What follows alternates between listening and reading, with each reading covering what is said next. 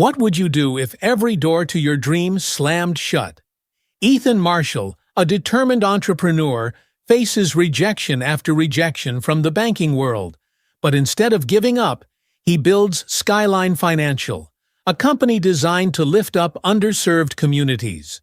Along the way, he battles powerful institutions, personal losses, and a system stacked against him. Can he turn the tide and change lives?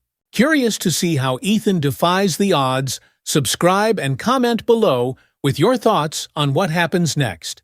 Don't miss this inspiring journey of resilience, ambition, and a fight to break down barriers. Ethan Marshall sat across from the polished wooden desk, his heart pounding. The bank officer, an older man with graying hair and a stiff posture, thumbed through the paperwork Ethan had so meticulously prepared. This is my moment, Ethan thought, clutching the folder in his lap.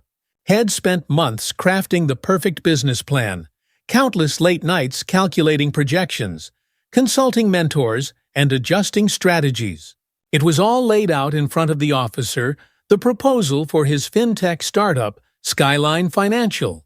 This was supposed to be the culmination of years of work. He'd imagined this meeting going differently, more like the scenes he'd watched in motivational videos, where the underdog entrepreneur finally convinced the big, powerful institution to take a chance. But there was something off in the air, something Ethan couldn't quite shake. The officer cleared his throat, but didn't lift his eyes from the stack of papers. "Mr. Marshall, I see that your idea is ambitious," he said, the word ambitious coming out like a polite insult. But he trailed off, flipping another page before glancing up at Ethan over the rim of his glasses. Ethan felt his stomach tighten. He had prepared for tough questions, maybe even skepticism, but he hadn't prepared for the coldness in the officer's gaze. "I'm sorry, but we can't approve your loan application at this time," the officer said, pushing the folder back across the desk. He leaned back in his chair, crossing his arms as if the matter was settled. "Your projections, they're risky. And this market segment? It doesn't align with our risk assessment protocols." Ethan froze. The officer's words hit him like a punch to the chest. "Risk assessment protocols," he managed to say, his voice tight. "Sir, this is more than just an idea. We're talking about creating financial services for underserved communities. These are real people who need access to resources." The officer cut him off. "It's not personal, Mr. Marshall. It's just business. We can't take on that level of risk." But it felt personal. Ethan could hear the unspoken message in the officer's tone, "You don't belong here." There was judgment in the way the officer looked at him, in the subtle sneer that crossed his face as he glanced at Ethan's skin, his casual yet professional suit that screamed startup, not corporate. The officer glanced back down at the papers. "You might want to consider scaling back your ambitions a bit," he added, almost as an afterthought. "Sometimes it's better to start small, especially for someone like you. Someone like you." The phrase echoed in Ethan's mind as if the officer had thrown it like a dart. The words weren't explicit, but the meaning was clear. Ethan forced a smile, his pride barely holding him together. "Thank you for your time," he said, standing up. He reached out and took his folder with shaky hands. As he turned to leave, the officer said something that stayed with him long after he walked through the heavy doors of the downtown New York bank. "Good luck, Mr. Marshall. You're going to need it." The cold October wind slapped Ethan in the face as he stepped out onto the bustling street. He walked down the sidewalk in silence, his mind racing with frustration, anger, and a growing sense of despair. He had known it would be hard, he had always known, but this felt different. This felt like a wall, a deliberate, impenetrable barrier. And it wasn't just about his idea. It was about who he was, where he came from. He walked faster, as if he could outpace the emotions swelling in his chest. Each step felt heavier than the last.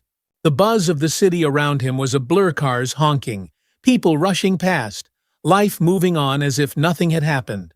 But for Ethan, this rejection felt like everything. He had two choices: give up or push back harder than he ever had before. And Ethan wasn't the kind of man who gave up.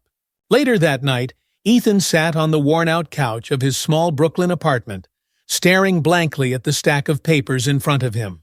His phone buzzed on the coffee table with messages from friends, but he ignored it. He wasn't ready to tell anyone about the rejection. The TV was on, but he wasn't paying attention to the late-night talk show hosts making jokes about the latest political drama. His mind was somewhere else, entirely stuck in that bank office, hearing the officer's words play on repeat. "Someone like you." Ethan's hands clenched into fists. The sting of those words cut deeper than the rejection itself. They were a reminder of everything he had fought against his entire life. Growing up in a predominantly black, low-income neighborhood, he had learned early on that the world didn't hand out opportunities to people like him. He had to earn everything. And still, even when he did, doors slammed in his face. His parents had always reminded him of how much harder he'd have to work.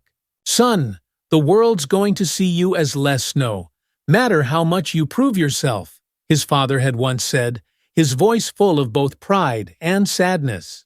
"But don't let that stop you." Ethan had held on to those words, using them as fuel to get through school, to win scholarships, to land internships at prestigious tech companies. But tonight, sitting in his cramped apartment with rejection hanging over him like a dark cloud, his father's words felt hollow. Had he overestimated himself? Was he too ambitious? Was the dream of Skyline Financial helping people like him, like his family, too far out of reach? No. Ethan shook his head, pushing the thoughts away.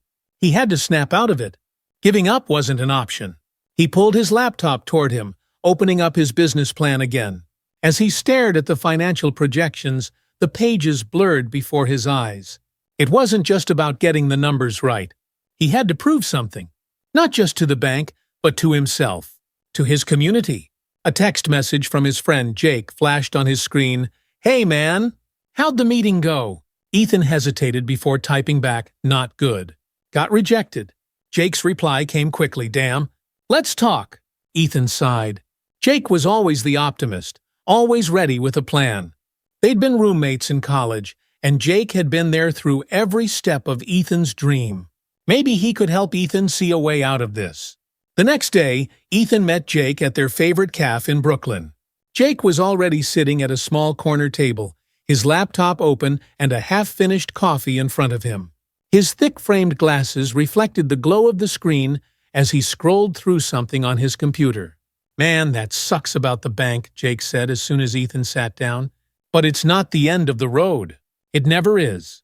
Ethan shrugged, still feeling the weight of defeat. "I don't know, Jake. Maybe this is a sign I'm aiming too high. They didn't even give me a chance." Jake closed his laptop, leaning forward. "Forget that bank. There's more than one way to get funding. You've got a solid idea. Helping people in underserved communities get access to financial services is huge right now. You don't need them." Ethan raised an eyebrow. "You saying I should just walk away from traditional funding? Start small." "I'm saying we find a different route," Jake said, tapping his fingers on the table. "You've got a network. Let's reach out to people who care about this mission. Crowdfund. Get some angel investors. The banks don't understand your vision because they're not the ones who'll benefit from it. But the people who will, they're out there, and they're ready to back you." Ethan stared at Jake, processing the idea. It felt risky, uncertain. But at the same time, there was something freeing about the thought of not relying on gatekeepers who didn't see his value. "I don't know, man. It's not like we've got a lot of connections," Ethan said, though he felt a spark of hope ignite.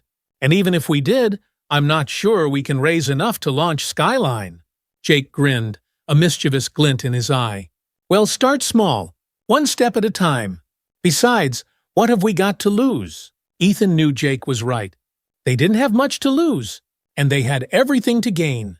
With renewed energy, Ethan spent the next few weeks reaching out to his small but loyal network. Late-night texts, emails, and phone calls began to fill his evenings. He crafted a new pitch that spoke to the people who would benefit from Skyline. The banks might have rejected him, but his community wouldn't. Jake, ever the tech genius, helped Ethan launch a crowdfunding campaign. They worked together, building a website, creating videos, and marketing on social media platforms.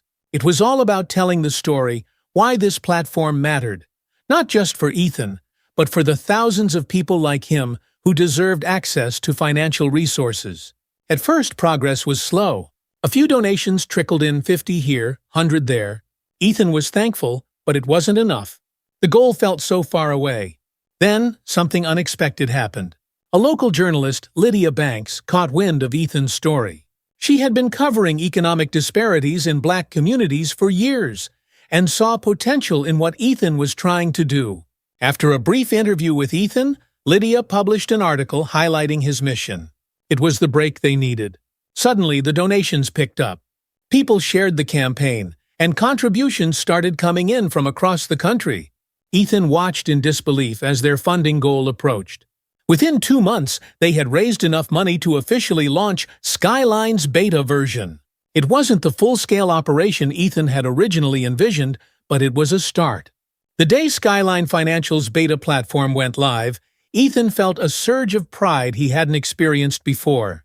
It was a small victory, no, a huge victory. Despite everything, he had made it this far. But the challenges didn't stop. The platform, designed to provide microloans and basic financial services to underbanked communities, quickly gained more users than they had anticipated. Servers crashed, support systems overloaded, and Ethan found himself pulling all-nighters just to keep things running. There were moments when he felt like the dream was slipping through his fingers. But every time doubt crept in, he reminded himself of why he had started this in the first place. And as the platform began to stabilize, so did his confidence.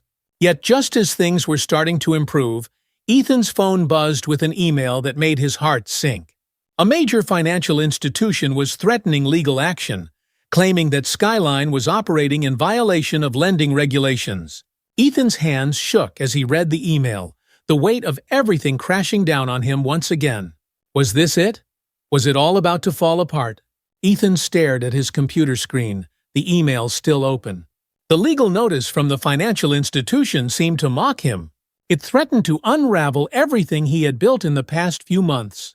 Skyline Financial was just getting off the ground, but now it was facing a lawsuit for violating obscure lending regulations.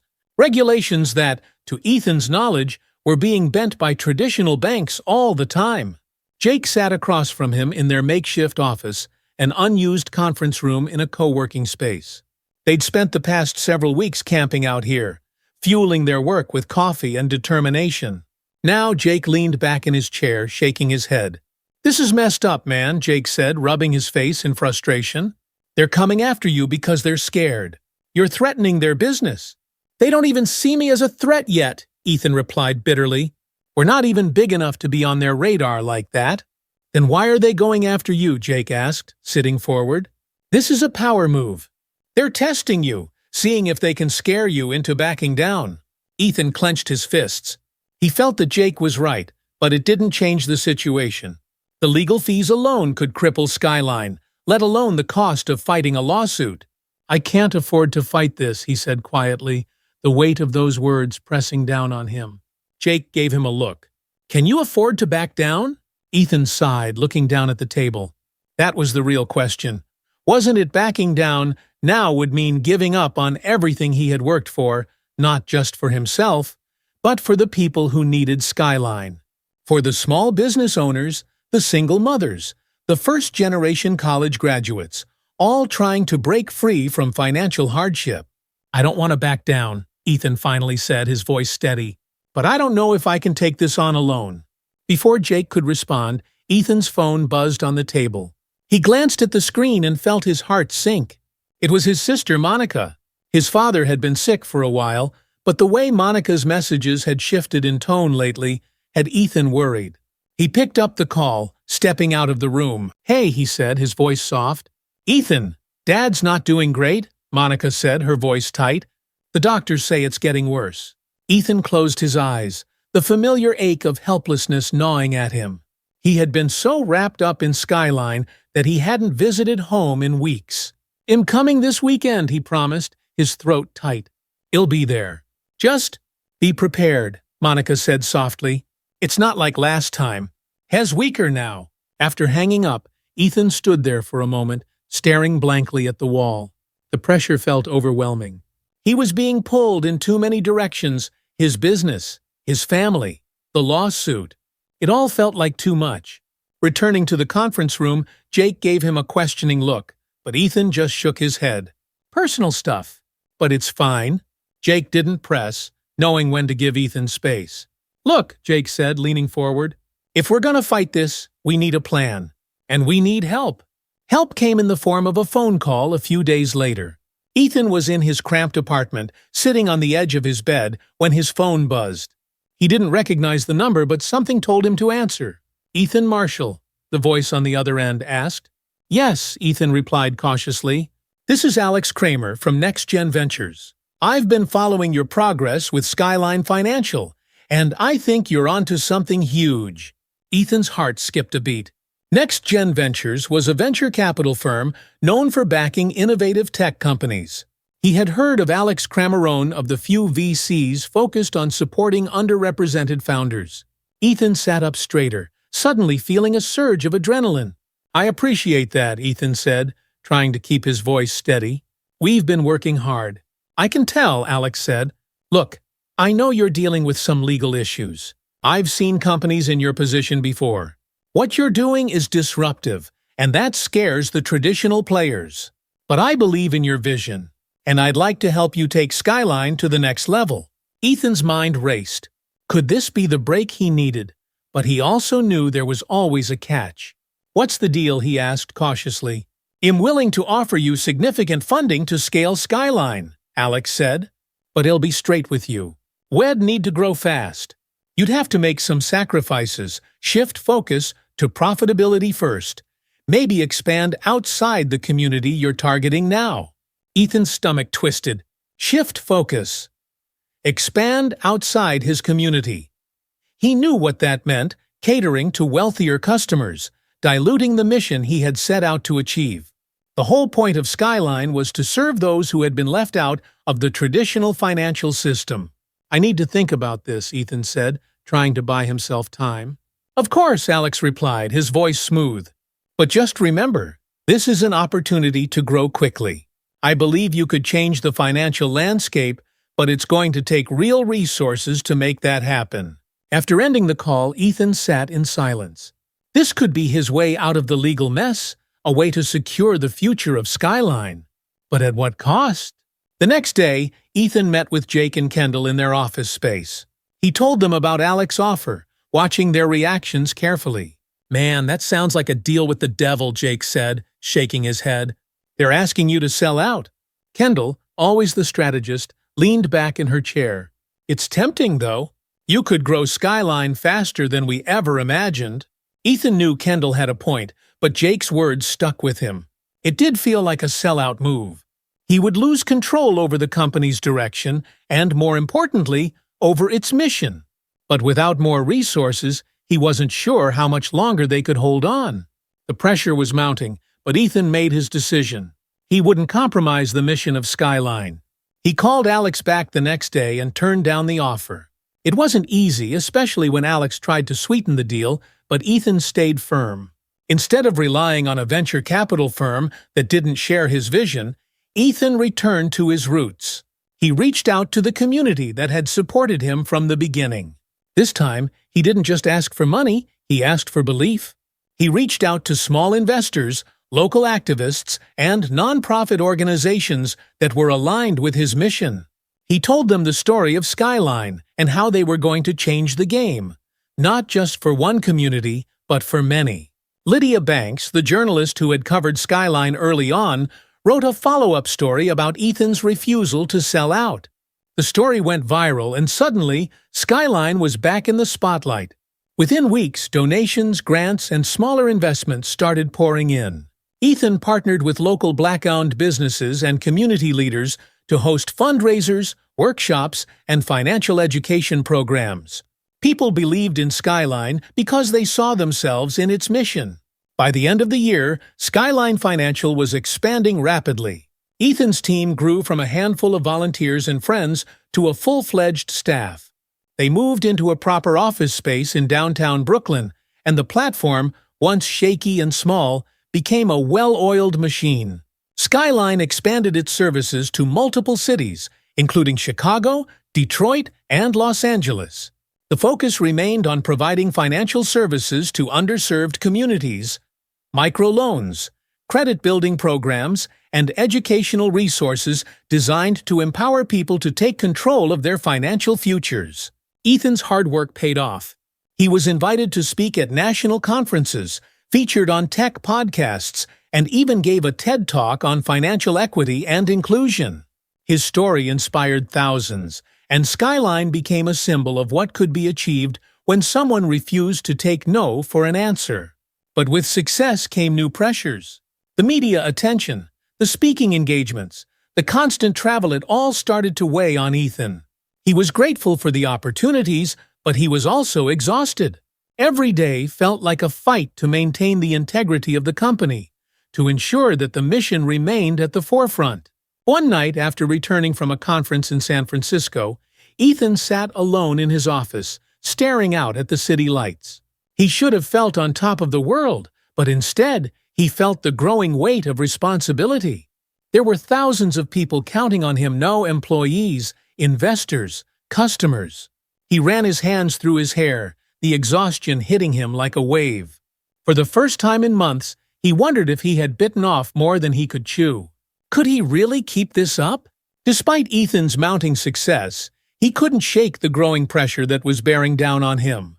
Each day seemed to bring a new challenge, whether it was managing his expanding team, keeping the Skyline financial platform running smoothly, or fielding calls from the media. He had gone from being a small-time entrepreneur to the face of a national movement in a matter of months, and the weight of it all was starting to feel overwhelming. One afternoon, as Ethan sat at his desk, he received an email that made his heart race. Another lawsuit.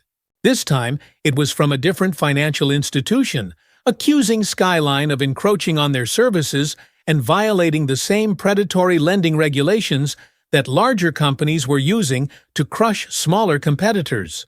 They were trying to stifle his growth before he became a real threat.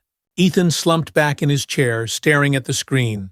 It was déjà vu, another powerful institution trying to take him down just as he was gaining momentum. It felt like no matter how far he climbed, someone was always waiting to knock him back down. Jake, sitting across from him, noticed the change in Ethan's expression. Another lawsuit. Ethan nodded, his jaw clenched. Yeah, different bank this time, but the same game. Jake swore under his breath. They're afraid, man. They know Skyline is making waves, so they're hitting you where they think it hurts. Ethan stood up and paced the room, his mind racing. I don't know if I can do this again, Jake. I'm exhausted. The more success we get, the harder they push back. And the more we have to push through, Jake countered. You knew this was going to be a fight. But look at how far you've come already. Ethan stopped and looked out the window, the Brooklyn skyline stretching into the distance. It was true he had come far, but at what cost? His days felt endless, filled with meetings, decisions, and the constant threat of failure looming over his shoulder. Every success seemed to bring an even bigger challenge. He sighed, sitting back down. It's just, I don't know if I have the energy anymore. And on top of that, I've barely been home to see my dad. I feel like I'm letting him down. Jake leaned forward, his tone softer now. You're doing this for him, remember, for your family. For everyone who's been shut out of the system. Don't lose sight of that. Ethan nodded slowly. He knew Jake was right. But that didn't make it easier. A few days later, Ethan received another call from his sister, Monica. Her voice was shaky, and Ethan immediately knew something was wrong.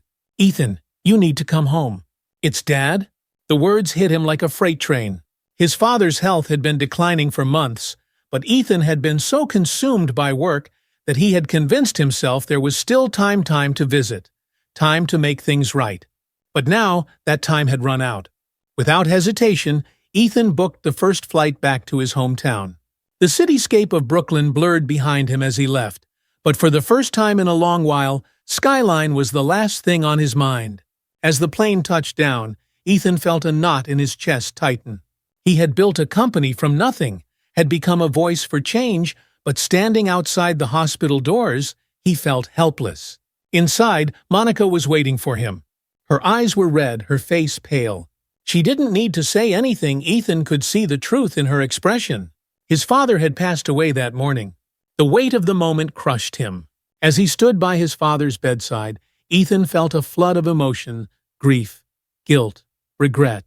His father had always believed in him, had pushed him to reach for something greater, even when the world told him no.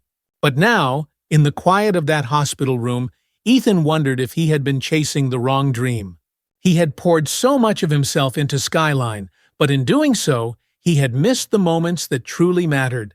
The funeral was a small, intimate affair, attended by family and close friends. As they lowered his father's casket into the ground, Ethan stood silently, lost in thought. His father had been his biggest supporter, but he had also warned him that the world wouldn't make it easy for him. And now, without his father's voice in his ear, Ethan felt more alone than ever. After the funeral, Monica pulled Ethan aside. "You're doing amazing things, Ethan. Dad was so proud of you. Don't ever doubt that." Ethan nodded, though the doubt still lingered. I wish you'd had more time with him."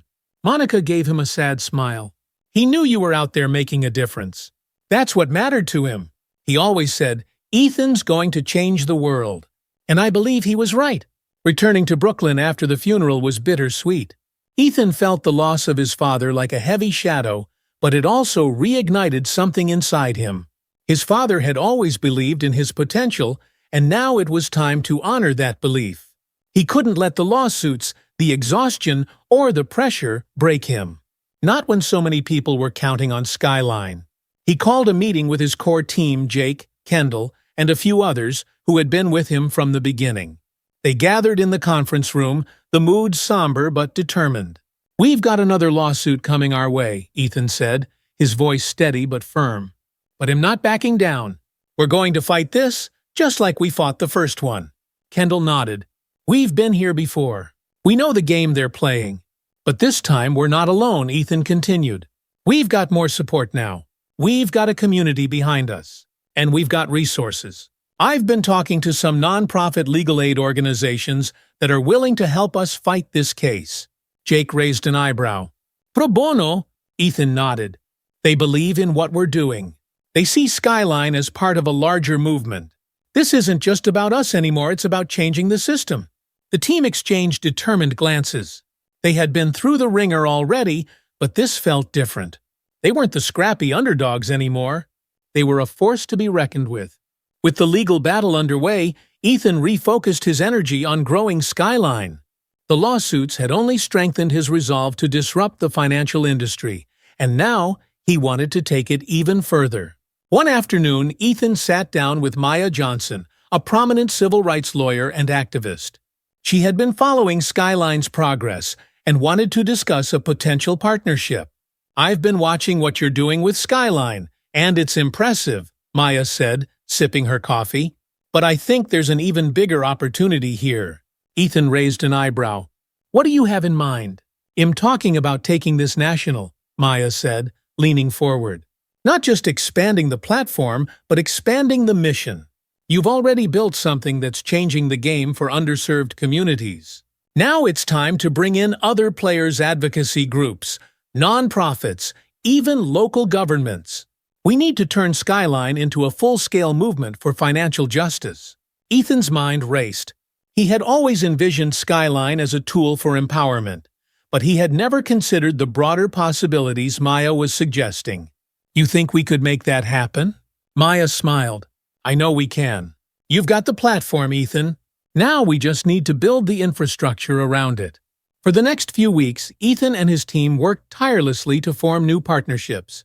They reached out to civil rights organizations, financial literacy programs, and community development groups across the country. Soon, Skyline wasn't just a fintech platform, it was becoming the centerpiece of a larger movement aimed at dismantling financial barriers for marginalized communities. As Skyline continued to grow, the legal battles began to resolve in Ethan's favor. The nonprofit legal team fought hard, and with public support on their side, they managed to settle both lawsuits without significant financial damage.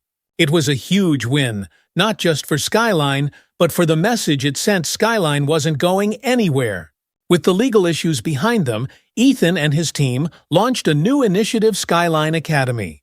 The Academy offered free financial literacy courses, mentorship programs, and small business resources for aspiring entrepreneurs from underrepresented backgrounds. It was Ethan's way of giving back, of ensuring that the next generation of dreamers didn't have to face the same barriers he had.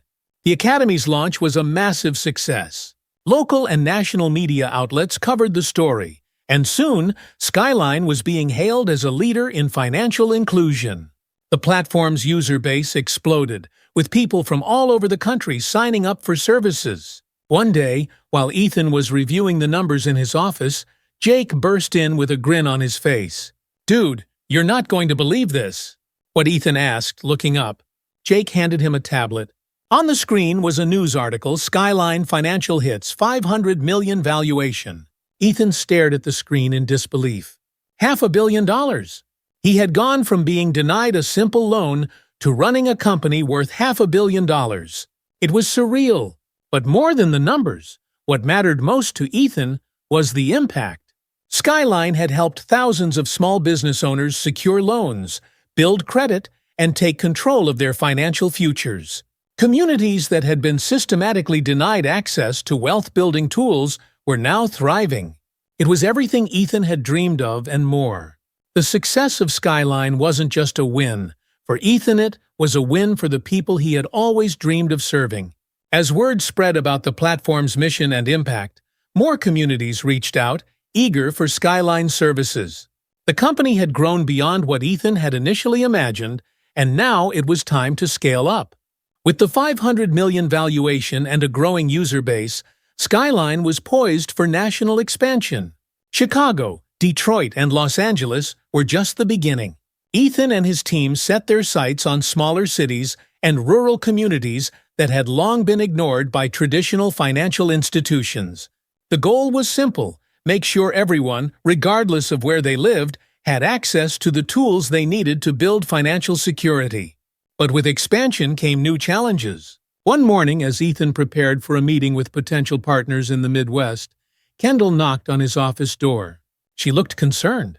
"We've got a problem," she said, walking in and shutting the door behind her. Ethan raised an eyebrow, motioning for her to sit. "What's going on?" Kendall sighed, flipping through some documents in her hand. "It's about the expansion. Some of the local banks we've been working with are starting to push back. They're not happy with Skyline coming into their territories, and they're threatening to cut ties unless we make certain adjustments." Ethan frowned. "Adjustments? They want more control," Kendall explained. "They're asking for higher fees on our loans, more restrictive terms for our users, and they want to limit how we market our services in their regions. They're basically trying to undercut what makes Skyline different." Ethan felt his frustration building. He had faced obstacles from the beginning, but this felt different. Now that Skyline was becoming a real force in the industry, it seemed like everyone was trying to take a piece of it, or worse, water down its mission. "No," Ethan said firmly. "We're not going to compromise on our mission. If they can't work with us on our terms, well, find other partners." Kendall nodded, but she still looked uneasy. "I agree. But we need to be careful. We can't afford to lose too many partners all at once, especially while we're expanding." Ethan leaned back in his chair, rubbing his temples. He knew she was right, but he couldn't shake the feeling that giving in to these demands would be the beginning of a slippery slope. Skyline had to remain true to its core values, or it would lose the very people it was created to help. "I'll reach out to some alternative financial institutions," Ethan said after a moment. "Credit unions, smaller community banks. If the big players won't support us, maybe the smaller ones will." Kendall smiled, relieved. "That's a good idea. And I'll start drafting some new terms for the expansion agreements. We'll find a way to make this work." As Kendall left the office, Ethan felt a renewed sense of determination. Skyline wasn't just a company, it was a movement. And he wasn't about to let anyone derail that. As Skyline expanded, so did the demands on Ethan's time and energy. His days were filled with back-to-back meetings, interviews, and public speaking engagements. He was the face of the company, and with that came the pressure to be everywhere at once. One evening, after a particularly grueling day, Ethan returned to his apartment, his body aching from exhaustion. He dropped his bag by the door and collapsed onto the couch, staring up at the ceiling. His mind was buzzing with 1,000 different thoughts: partnerships to secure, contracts to review, expansion plans to finalize. But for the first time, it all felt like too much. Ethan pulled out his phone and opened his messages. His sister Monica had sent him a few texts earlier that day, but he hadn't had time to respond. He hadn't seen her or his mother in weeks. Every time he planned to visit, something came up with Skyline. The constant hustle was starting to take its toll on him. As he stared at the screen, the realization hit him: he hadn't taken a real break in over a year. He had poured everything into Skyline, and while the company was thriving, he was burning out. His phone buzzed again, this time with a call from Alex Kramer, the venture capitalist who had reached out to him months ago.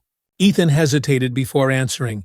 He wasn't in the mood for another pitch about scaling faster or bringing in more investors.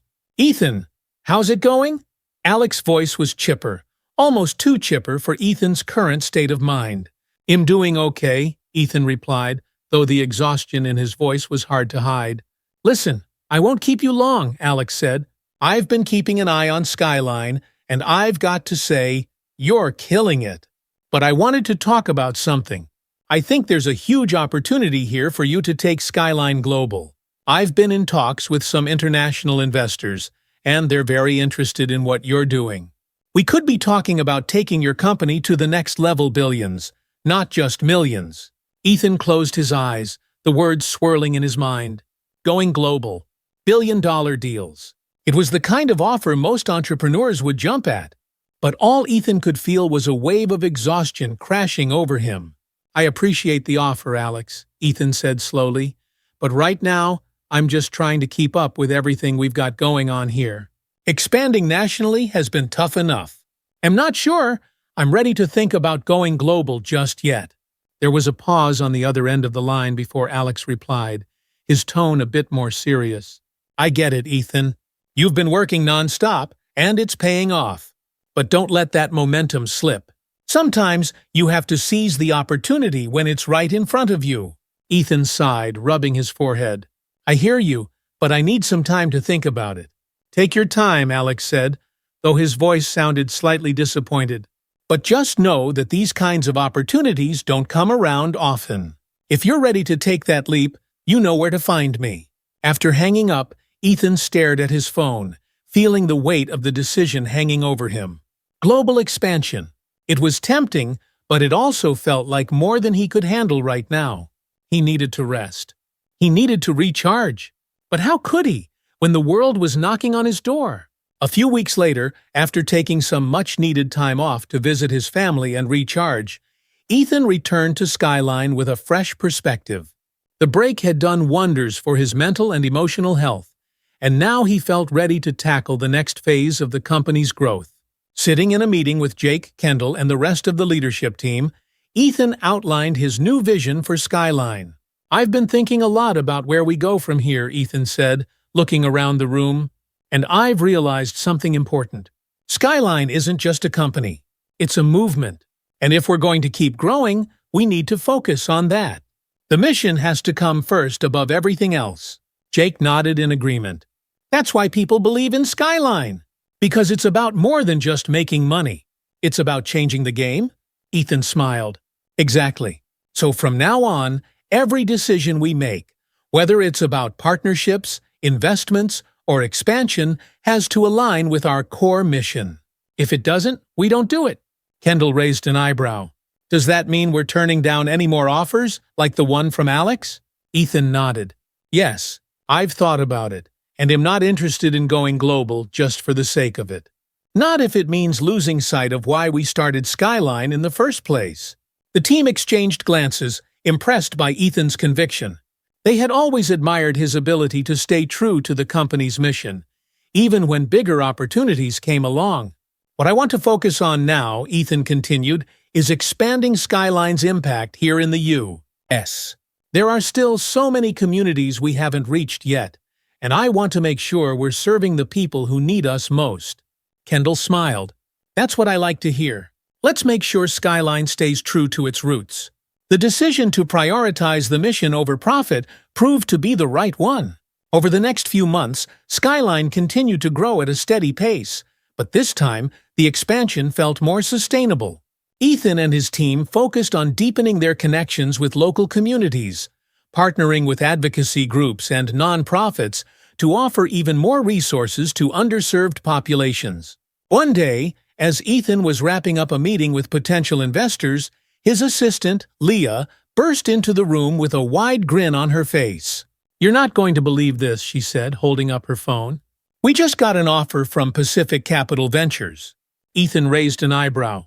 Pacific Capital Airend. They one of the biggest venture firms in Silicon Valley. Leah nodded, her excitement barely contained. "They are, and they want in on Skyline. But here's the best part, they're offering to fund our next expansion with zero strings attached.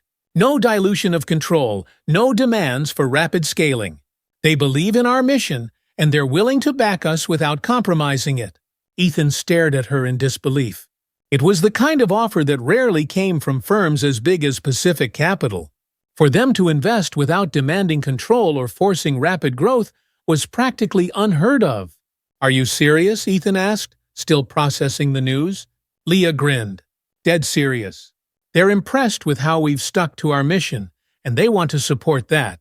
For the first time in a long while, Ethan felt a wave of relief wash over him. This was the break he had been waiting for, a chance to take Skyline to the next level without sacrificing the values that had gotten them this far.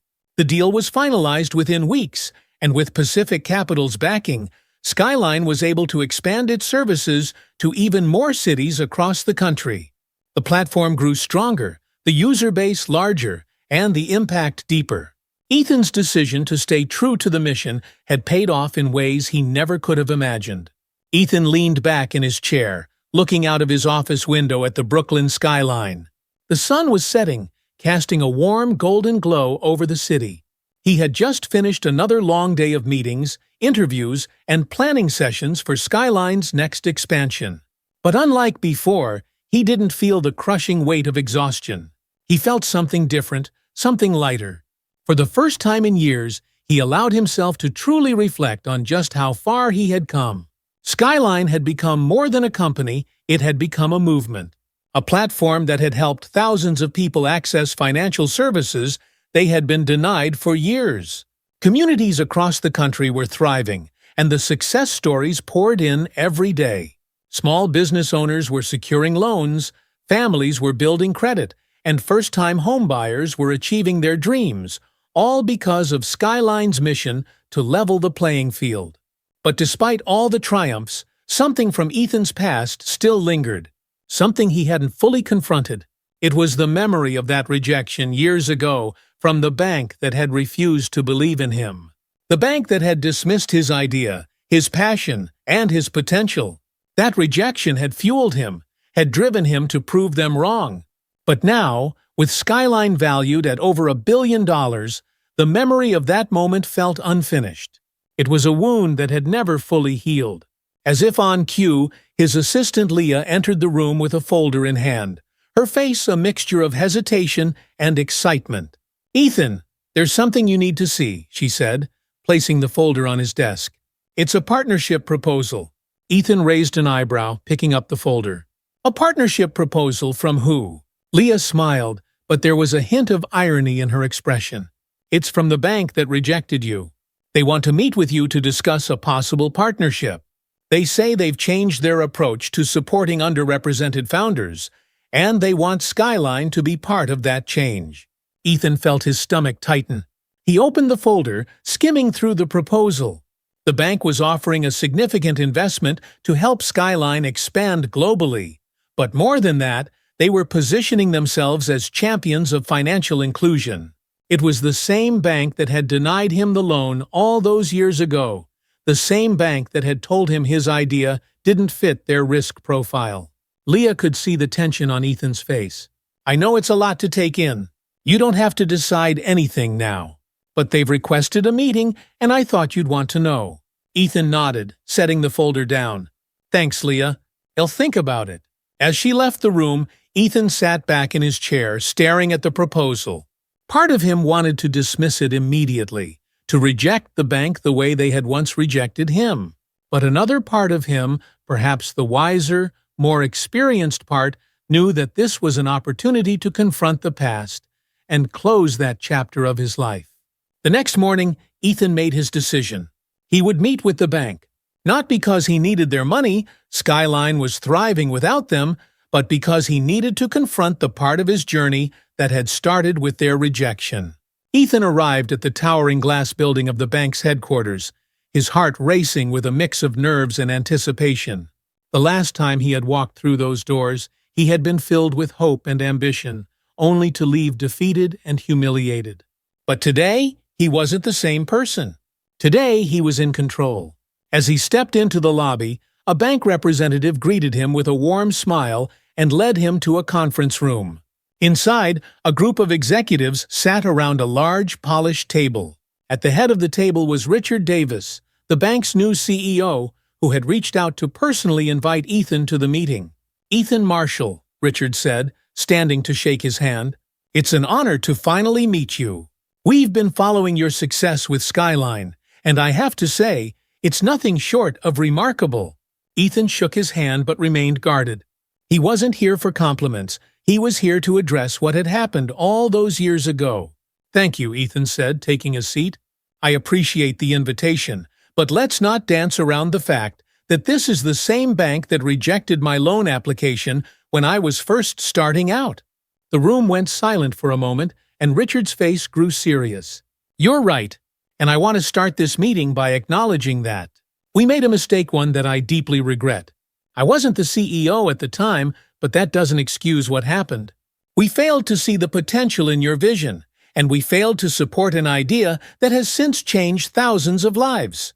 Ethan listened carefully, feeling a mixture of emotions. He appreciated the apology, but he still wasn't sure where this was going. "We've been rethinking the way we operate," Richard continued. "We know that the traditional banking system has left too many people behind, especially people from underserved communities. That's why we're reaching out to you. We believe that Skyline is part of the solution, and we want to be part of that change." Ethan took a deep breath, considering his response. He thought about all the people Skyline had helped, and all the people it could help in the future. He thought about his father, who had believed in him from the beginning, and about the responsibility he now carried as the leader of a movement. "I appreciate the apology," Ethan said, his voice calm but firm. "But I didn't build Skyline to fix the mistakes of the past. I built it to create a new future, a future where people don't have to depend on institutions that once turned their backs on them." Richard nodded, his expression serious. "We understand that, and we're not asking you to forget what happened. But we do believe in second chances both for people and for institutions. We want to support Skyline's mission in whatever way we can. No strings attached." Ethan paused, looking around the room at the faces of the executives who had once represented the system that had shut him out. But now, they were offering to be part of his journey, on his terms. "Here's the thing," Ethan said, leaning forward. "Skyline isn't just about offering loans or financial services. It's about empowerment. It's about making sure the next Ethan Marshall who walks through your doors isn't treated the way I was.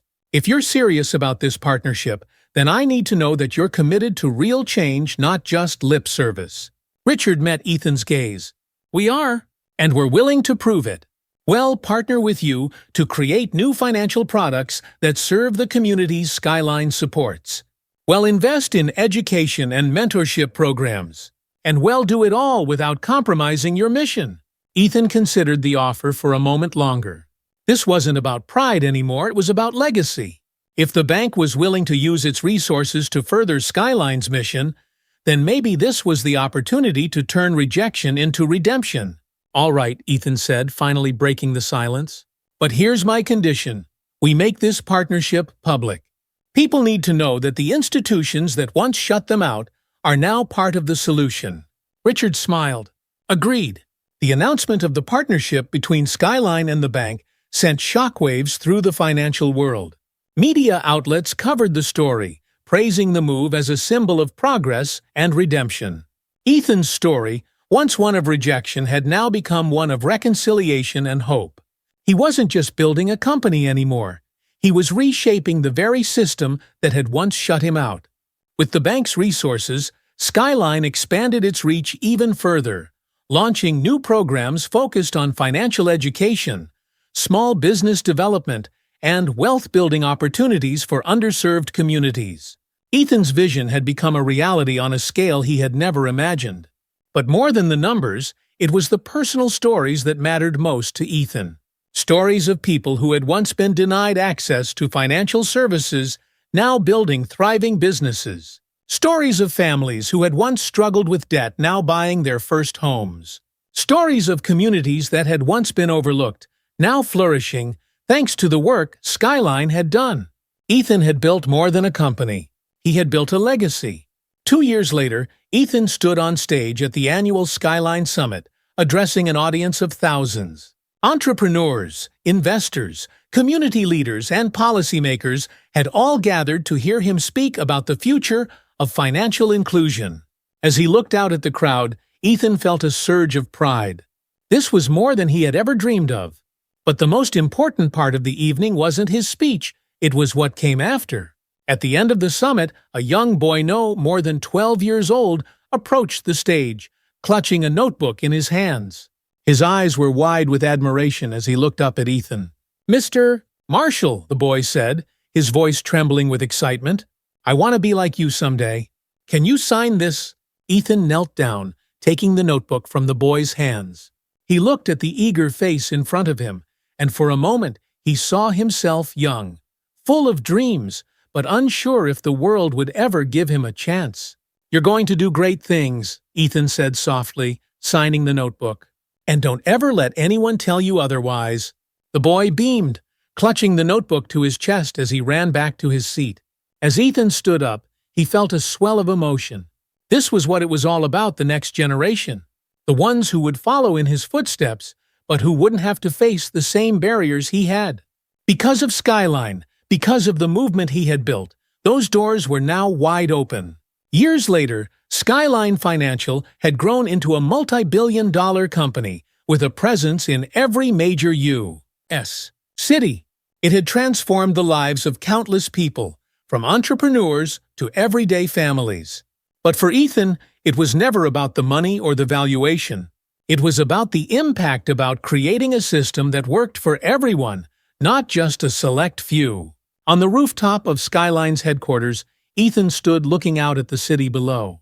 The skyline that had once represented a distant dream now stood as a symbol of his journey, a journey that had taken him from rejection to revolution.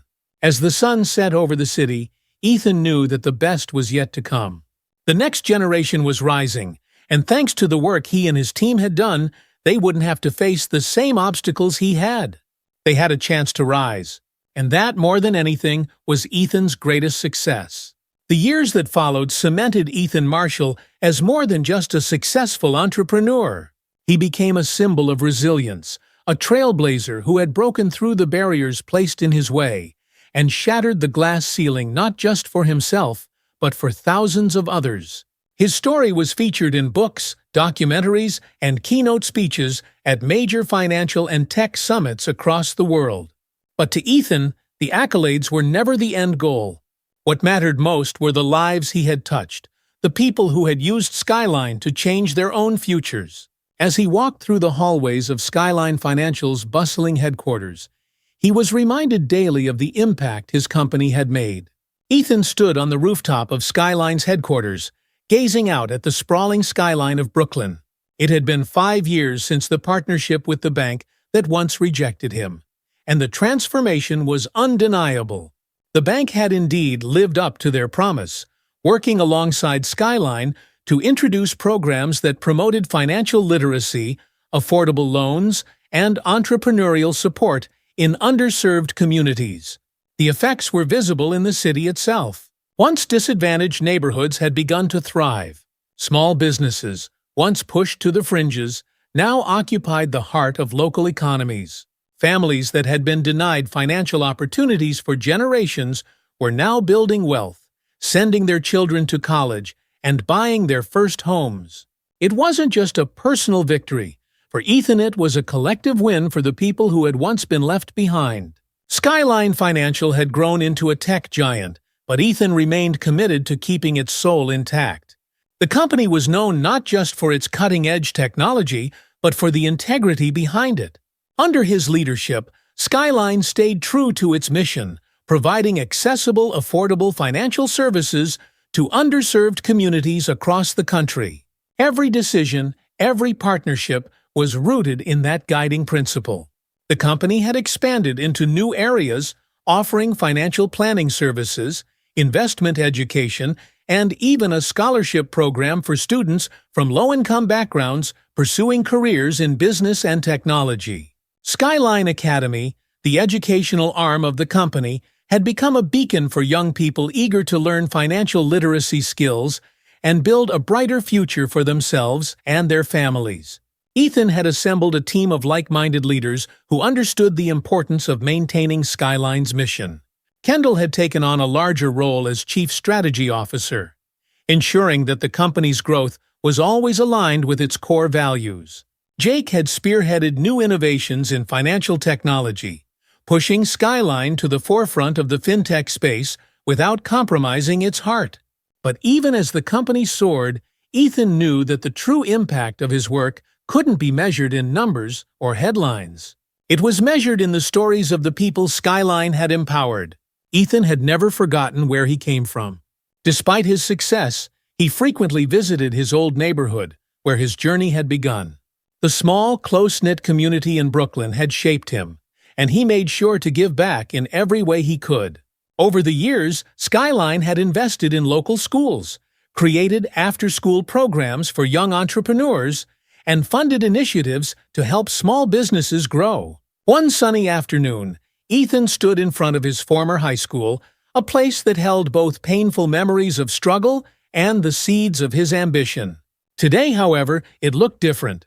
The school had a new wing, funded by the Skyline Foundation, which offered state-of-the-art facilities for financial education and entrepreneurship programs. As he entered the building, he was greeted by a group of students, eager to meet the man whose story they had heard so much about. "You're Ethan Marshall, right?" a young girl asked, wide-eyed with excitement. "The one who started Skyline." Ethan smiled, kneeling down to her level. "That's me. And you must be the next great entrepreneur I'm supposed to meet today." The girl giggled, holding out a flyer from the school's entrepreneurship program. "I want to start my own business one day." "Like you did." Ethan took the flyer, reading it over. The program had expanded far beyond what he had imagined, teaching students how to manage money, build a business plan, and pitch their ideas.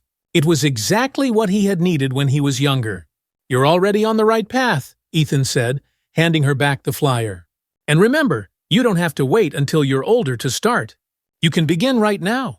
If you believe in your idea, don't let anyone tell you otherwise." The girl's smile grew wider, her confidence boosted by Ethan's words. He stood up, looking around the school, proud of the legacy he had helped create. This, more than anything else, was what it had all been for, the chance to open doors for the next generation, to give them opportunities he hadn't had. As Skyline Financial continued to grow, Ethan found himself stepping back from the day-to-day operations. His leadership team was strong, and the company was in good hands. He had built something that would outlive him, a legacy that wasn't just about financial success, but about changing lives. But Ethan's work wasn't done. He had plans for the next phase of his life. He wanted to dedicate more of his time to mentorship, working with young entrepreneurs who, like him, had once been told their dreams were too ambitious. He established the Marshall Mentorship Program, offering resources, funding, and guidance to aspiring business owners from underserved backgrounds. Ethan's story had become a beacon for others. Young people from all walks of life looked to him as proof that no matter where you came from or how many times you were told no, success was possible. And that success wasn't just about personal achievement, was about lifting others up along the way. Years later, on a quiet evening, Ethan found himself once again standing on the rooftop of Skyline's headquarters, watching the city lights flicker below. He had done this many times before, but tonight felt different. He was no longer the young man struggling to prove himself. He was no longer the entrepreneur fighting against the odds. He had built something real, something lasting.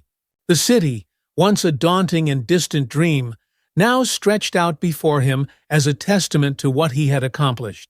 But more importantly, it was a reminder of what could be achieved when someone refused to give up, when they refused to let the system define their worth. Ethan had not only changed his own life, he had helped change the world for the better.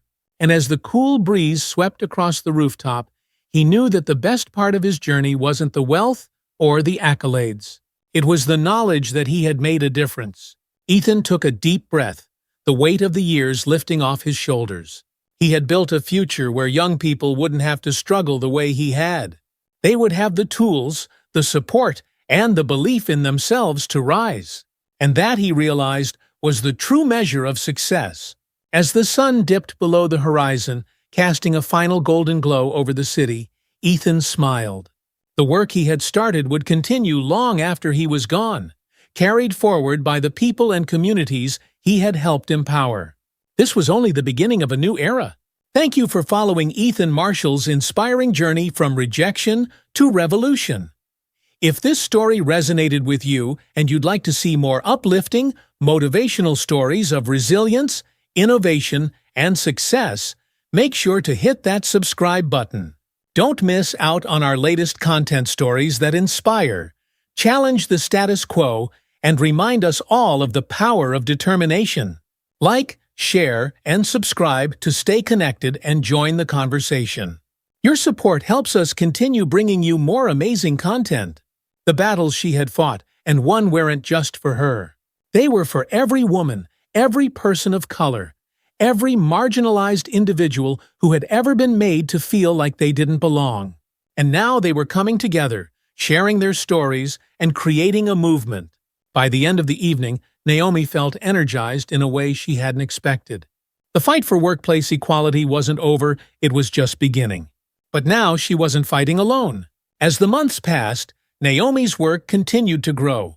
She consulted for companies across the country, helping them build more inclusive environments and ensuring that their diversity initiatives were more than just empty promises. She became a mentor to younger women, guiding them as they navigated the complexities of corporate life and encouraging them to stand up for themselves when faced with discrimination. But through it all, Naomi never lost sight of what mattered most: her family. Isaiah was growing fast, his infectious laughter filling their home with joy. And Jason, ever the steady presence in her life, was her constant source of strength and love. One evening, as they sat together in their backyard, watching the sun set over the horizon, Jason turned to Naomi with a smile.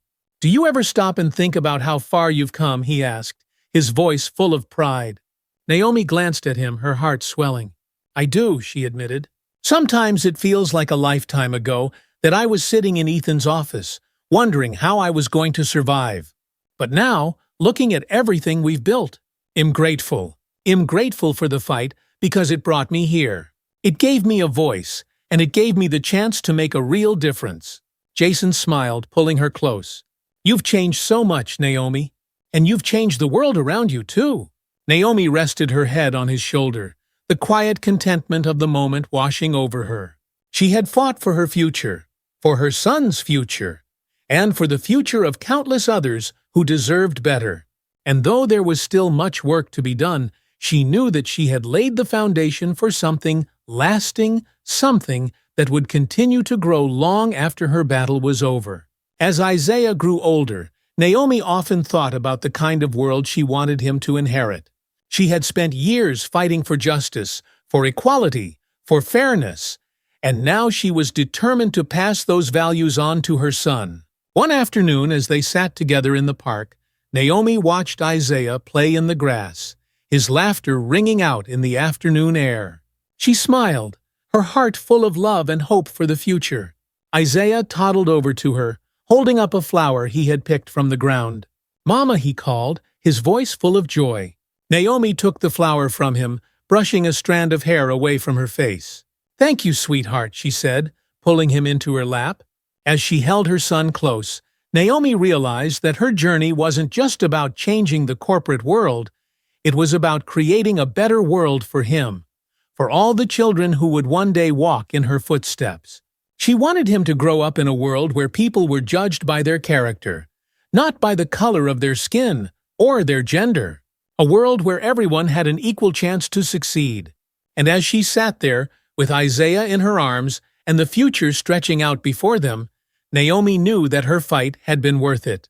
She had created a legacy built on courage, resilience, and hope. And that legacy would live on, shaping the world for generations to come. Thank you for joining me on Naomi's journey of resilience, courage, and justice. If this story inspired you or made you think about the importance of standing up for what's right, don't forget to hit the subscribe button. Stay connected for more powerful stories that highlight the strength of the human spirit, the fight for equality, and the pursuit of a better future. And remember to click the notification bell so you never miss an update. Your support means the world. Let's continue making a difference together. And now, those students were finding their voices and pushing back against the system. At Brookwood Academy, the changes initiated by Emily Henderson continued to transform the school. With new policies in place, the admissions process became more transparent, and the focus shifted toward building a truly inclusive community. The school's Diversity and Inclusion Office, created in the wake of the lawsuit, became a central hub for student-led initiatives aimed at promoting equity and addressing bias. One of the first major changes was the formation of a student advisory board, which included representatives from different racial, cultural, and socioeconomic backgrounds. Jasmine and Chloe were invited to join the board, and while they were initially hesitant, they saw it as an opportunity to help shape the future of Brookwood. The first meeting of the advisory board was filled with nervous energy, as students from different grades and backgrounds gathered to discuss their visions for the school.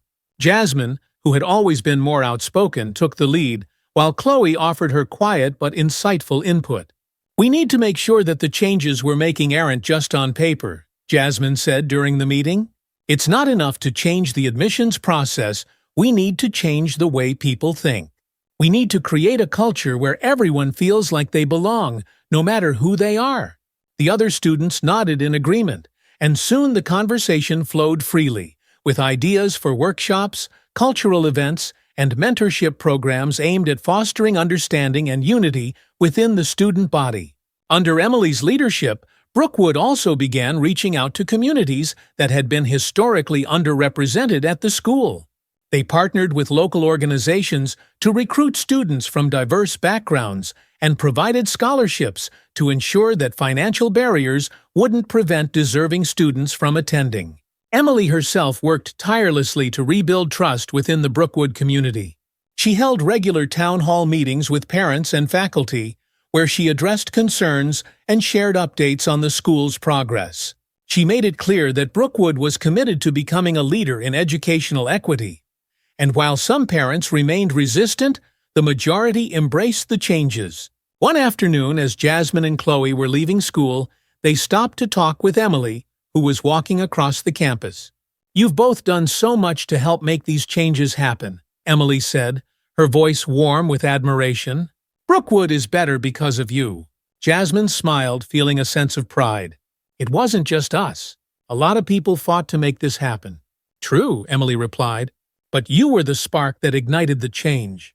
As Jasmine and Chloe walked away, they reflected on how far they had come. They had once felt like outsiders, unsure of their place at Brookwood, but now they were part of something much bigger, a movement toward a more just and inclusive future.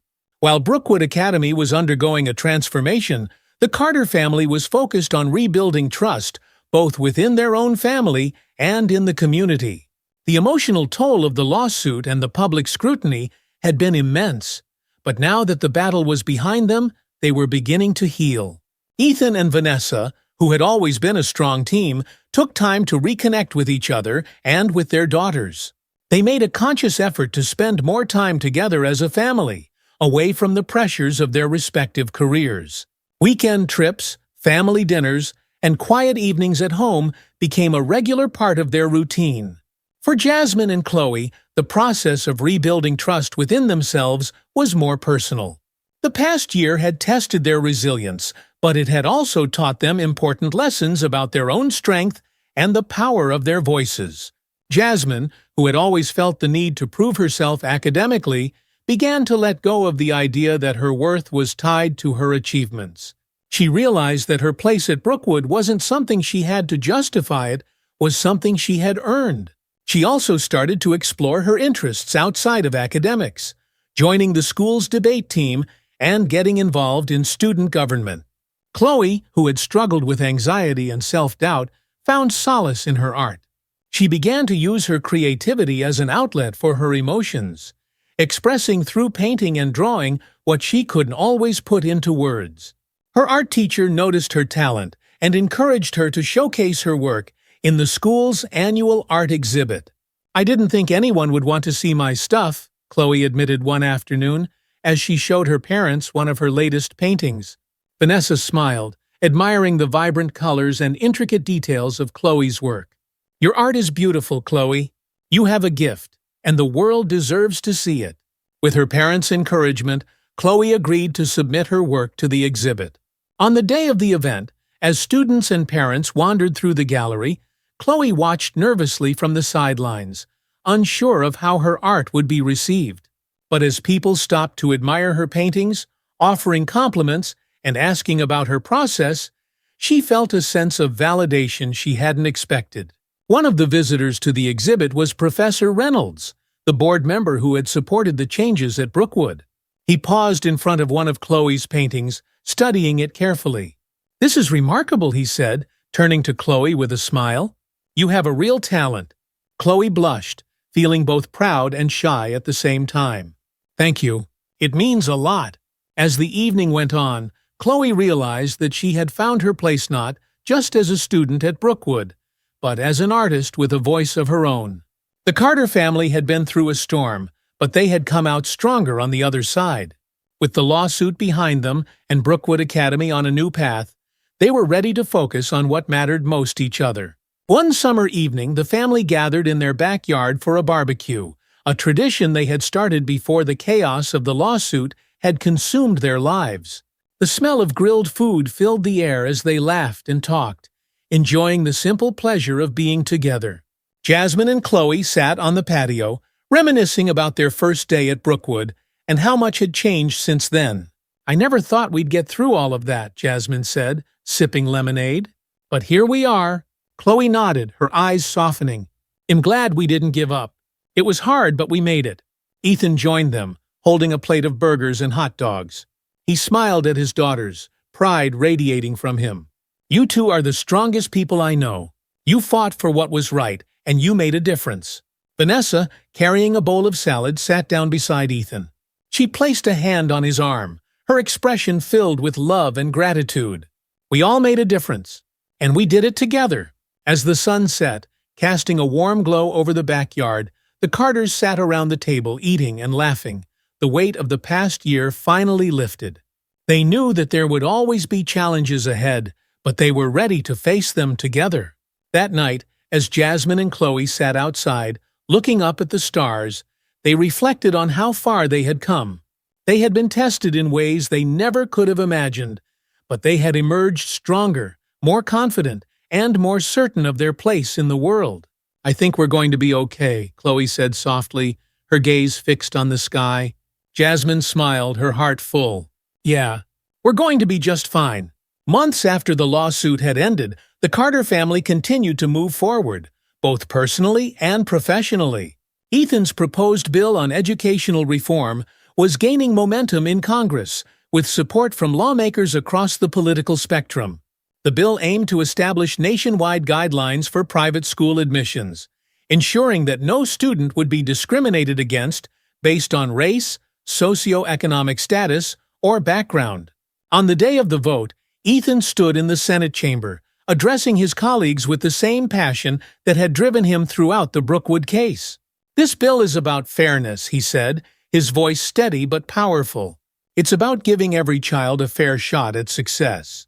It's about ensuring that no student is ever told they don't belong because of the color of their skin." We've come a long way, but we still have work to do. And it starts here, with this bill. As the vote was cast, the bill passed with overwhelming support, marking a major victory in the fight for educational equity. Ethan, standing in the Senate chamber, allowed himself a moment of quiet pride. The fight was far from over, but this was a step in the right direction. Meanwhile, Vanessa continued to work on cases related to racial discrimination, using her platform to advocate for families facing similar challenges. She became a mentor to young lawyers, sharing her knowledge and experience to help them navigate the complexities of civil rights law. For Jasmine and Chloe, life at Brookwood had settled into a new normal. They continued to thrive academically, but they also made time for the things they loved: debating, painting, and building friendships with students from all walks of life. One afternoon, as the sisters sat in the school library, Chloe looked up from her sketchbook and smiled at Jasmine. "Do you ever think about what would have happened if we hadn't fought back?" Chloe asked. Jasmine thought for a moment, then shook her head. "I don't like to think about that. What matters is that we did fight. And because of that, everything changed." Chloe nodded, her eyes bright with determination. "We should be proud of that." "We are," Jasmine said, her voice filled with certainty. "We made a difference." As the sisters packed up their things and headed out of the library, they knew that their fight had been worth it. They had faced adversity and come out stronger, and they had helped pave the way for a future where every student, regardless of race or background, could walk through the doors of opportunity with their head held high. The road ahead was long, but the Carters were ready for it. Thank you so much for following the Carter family's journey to justice and equality. If you enjoyed this story and want to hear more about powerful narratives that challenge society, inspire change, and explore the human experience, make sure to subscribe to our channel. Don't forget to hit the notification bell so you never miss out on new content. Together, we can continue to share stories that matter. See you in the next one. The police are on their way, Derek. You've lost. Derek's eyes darted around, realizing for the first time that the entire street was watching him.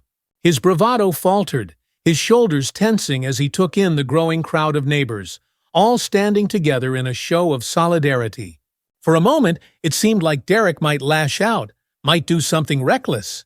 But then slowly, the fight drained out of him. His fists unclenched, his shoulders slumped, and with one last look at Edith filled with hatred and resentment, he turned and stormed back to his car. The street was silent as Derek sped away, his tires screeching against the pavement. Edith's breath came in shallow gasps, her heart still racing from the confrontation. She stood there for a moment, frozen, until Bill crossed the street and stood beside her. "You okay, Edith?" he asked, his voice filled with concern. Edith nodded, though her legs still felt shaky. "I'm okay," she whispered, her voice thick with emotion. "Thanks to all of you." Bill smiled warmly, giving her a reassuring nod. "We're not going to let him hurt you, Edith. Not now, not ever." Edith's eyes filled with tears, but they weren't tears of fear, they were tears of gratitude. She had been afraid for so long, but now, standing here with her neighbors by her side, she felt a renewed sense of strength. She wasn't alone. In the days following the final confrontation with Derek, the neighborhood watch remained vigilant, but the sense of fear that had once gripped Cedar Street began to dissipate. Derek hadn't returned, and Edith had received word from the police that he was being closely monitored. They had issued a restraining order, preventing Derek from coming within a certain distance of Edith's home or the shelter where Rachel and the girls were staying. It wasn't a perfect solution, but it was enough to give Edith peace of mind for now. Rachel called regularly, checking in to see how Edith was doing and updating her on their progress. The shelter had helped her find legal representation, and she was working towards securing full custody of the girls and filing for divorce from Derek. It was a long, difficult road, but Rachel was determined to keep moving forward. "The girls are adjusting," Rachel said during one phone call, her voice sounding stronger, more confident. "They're starting to sleep better, and we're getting used to our new routine. It's still hard sometimes, but I feel like we're finally free." Edith smiled, her heart swelling with pride for Rachel. She had come so far, And though there were still challenges ahead, Edith knew that Rachel had the strength to face them. "I'm so proud of you," Edith said softly. "You're doing such a good job, Rachel. You and the girls are going to be just fine." Rachel hesitated for a moment, then her voice softened. "We couldn't have done it without you, Edith.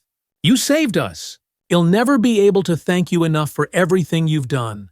Tears welled in Edith's eyes, and she wiped them away with a smile. "You're family now, Rachel, and family takes care of each other." As Edith hung up the phone, a sense of calm settled over her. She had faced her fears, stood up to Derek, and helped Rachel and the girls escape a dangerous situation.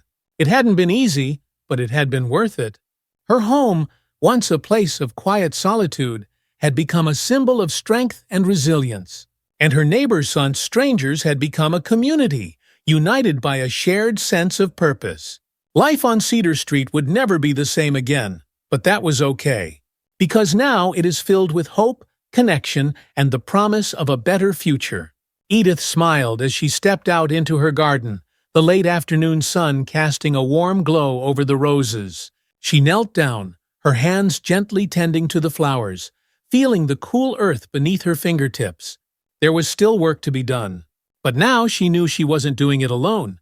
In the weeks that followed Derek's final confrontation, a new sense of peace settled over Cedar Street.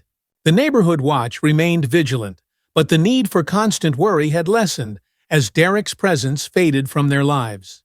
He hadn't returned, and the restraining order kept him at a safe distance from Edith's home and from the shelter where Rachel and the girls were living.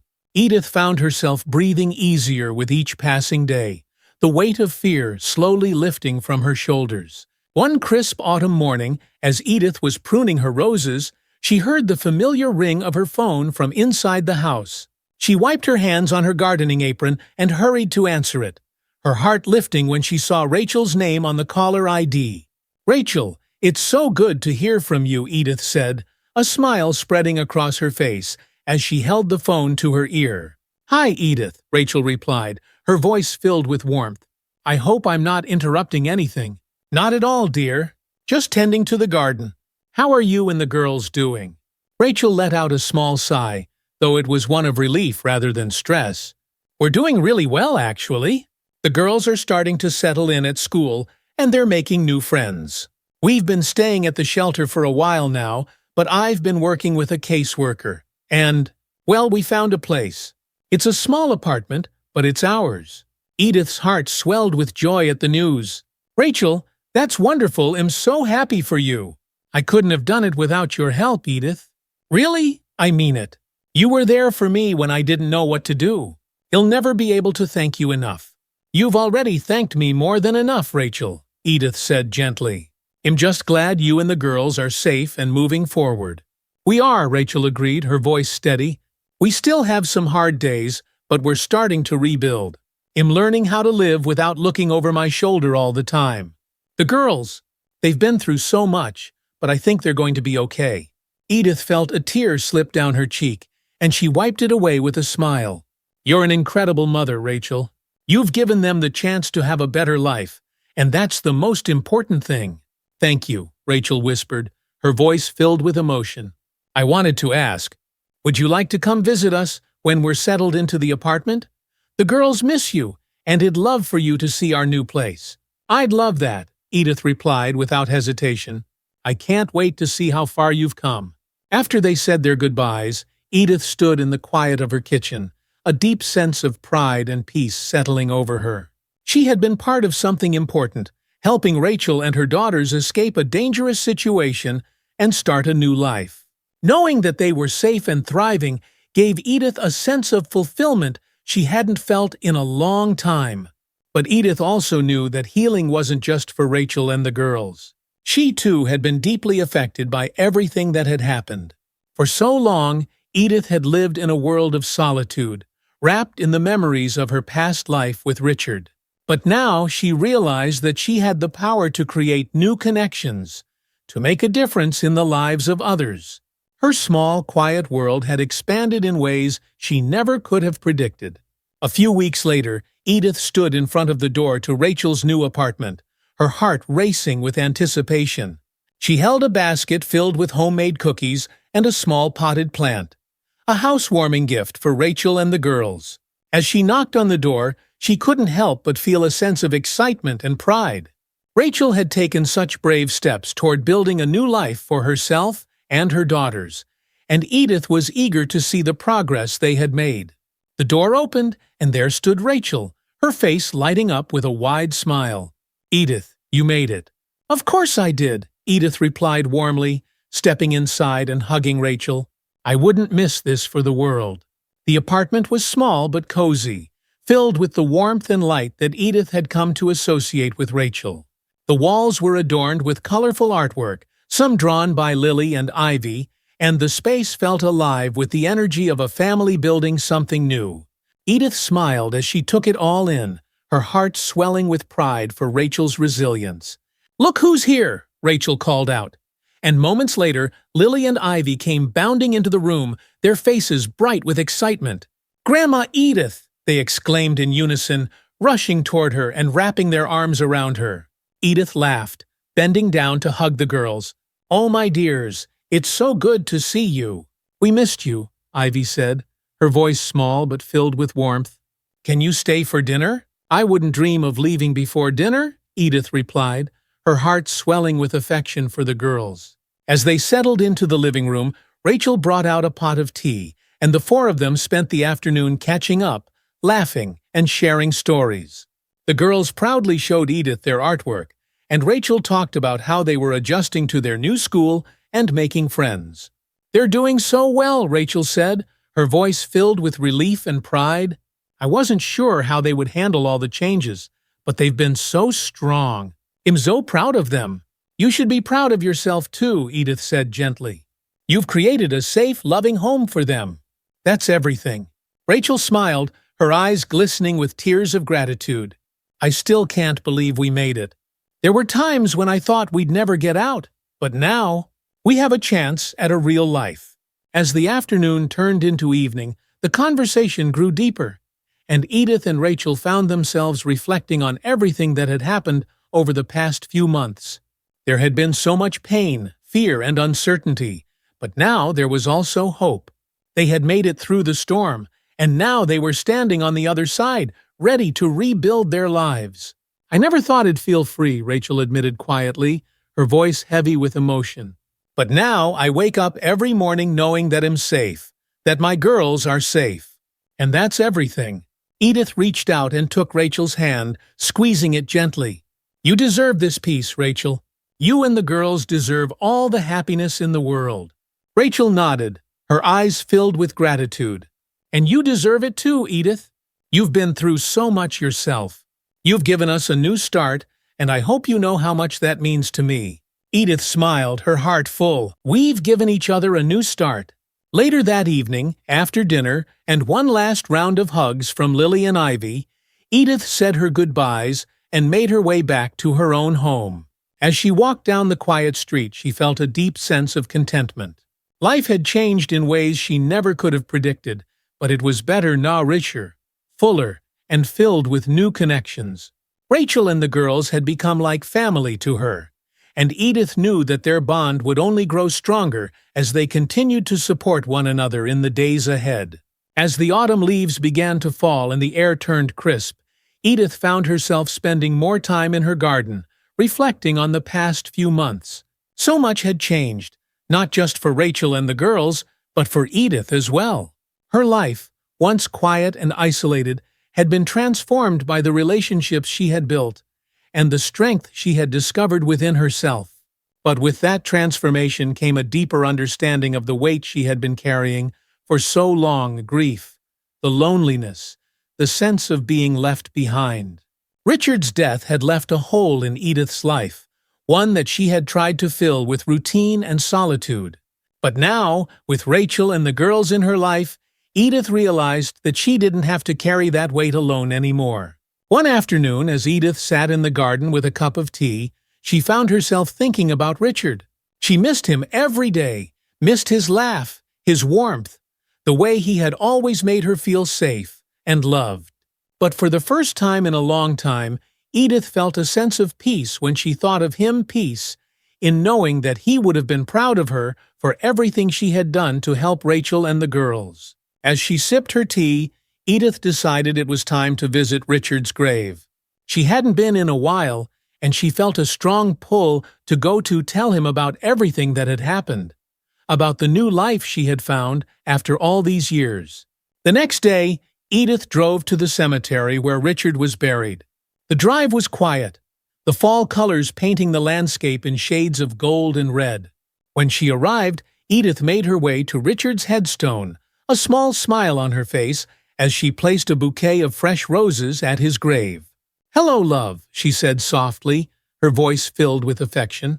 "It's been a while, but I've been busy. I have so much to tell you." For the next hour, Edith sat by Richard's grave, telling him about Rachel, about the girls, about everything that had happened since they had moved into the neighborhood. She talked about how she had found new strength within herself, how she had made new friends, and how she had learned that it was never too late to make a difference in someone's life. "I think you'd be proud of me," she whispered, her voice thick with emotion. "I know I've still got a lot of life left to live, and I'm going to make the most of it. I'll carry your love with me, always." As Edith stood to leave, she felt a deep sense of peace settle over her. She knew that Richard was still with her, in spirit, and that his love would continue to guide her in the days ahead. She wasn't alone. Not anymore. As the winter holidays approached, Cedar Street came alive with the warm glow of twinkling lights and the festive spirit of the season. Edith, who had once dreaded the long, lonely winter months, now found herself filled with a sense of anticipation and joy. The neighborhood had changed so much in the past few months, and Edith felt more connected to her community than ever before. Rachel and the girls had invited Edith to spend Christmas with them in their new apartment, and Edith had gladly accepted.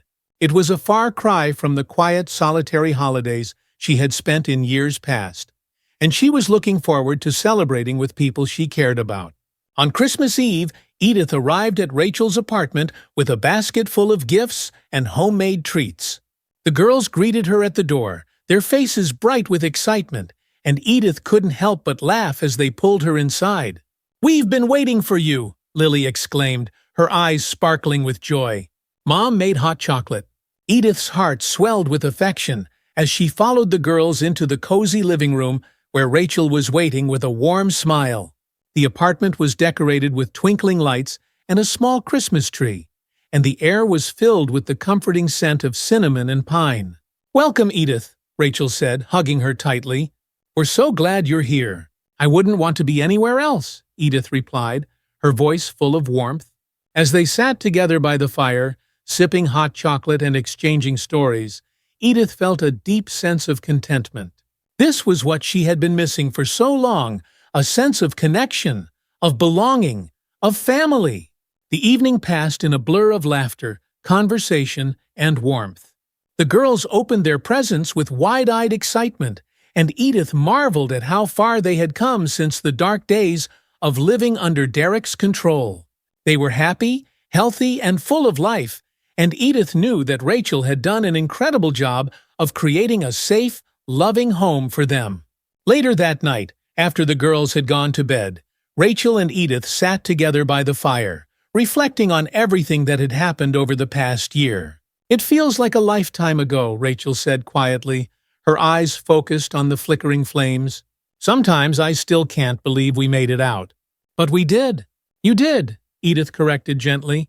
"You found the strength to leave, and now you and the girls have a bright future ahead of you." Rachel smiled, her eyes glistening with gratitude. "I couldn't have done it without you, Edith.